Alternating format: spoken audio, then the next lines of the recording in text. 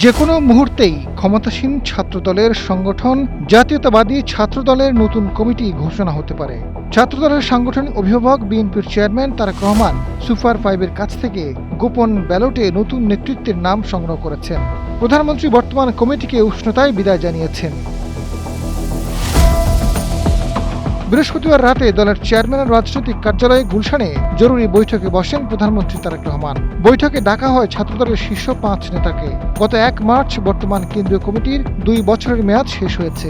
2024 সালের 1 মার্চ গঠিত এই কমিটির সভাপতি রাকিবুল ইসলাম রাকিব ও সাধারণ সম্পাদক নাসির উদ্দিন। মেয়াদ শেষ হওয়ার পরেই নতুন কেন্দ্রীয় কমিটি নিয়ে সংগঠনের ভেতরে বাইরে আলোচনা বেড়েছে। বৈঠকে অংশ নেওয়া ছাত্রনেতারা জানান, প্রধানমন্ত্রী তাদের কাছ থেকে নতুন নেতৃত্বের পছন্দের তালিকা চেয়েছেন। গোপন ব্যালটে তারা চেয়ারম্যানকে জানিয়েছেন।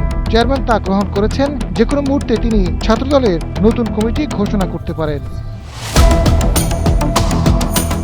ছাত্রদলের সাধারণ সম্পাদক নাসির উদ্দিন জানান, ছাত্রদলের সাংগঠনিক অভিভাবক তারেক রহমান তাদের ডেকেছিলেন, মতামত নিয়েছেন। অভিভাবক হিসেবে তিনি যেকোনো সময় যেকোনো সিদ্ধান্ত নিতে পারেন। এদিকে পদ প্রত্যাশী ছাত্রদল নেতারা বলছেন, বর্তমান কমিটির মেয়াদ শেষ হওয়ার পর থেকে তারা নতুন কমিটির অপেক্ষায় আছেন। আন্দোলন সংগ্রামে পরীক্ষিত নেতাদের দিয়েই নতুন কমিটি গঠন করা হলে সংগঠন আরও শক্তিশালী হবে। চূড়ান্ত সিদ্ধান্ত নেবেন দলের সাংগঠনিক অভিভাবক বিএনপির চেয়ারম্যান তারেক রহমান। তিনি যাকে যে দায়িত্ব দেবেন সেটি সবাই মেনে নেবে।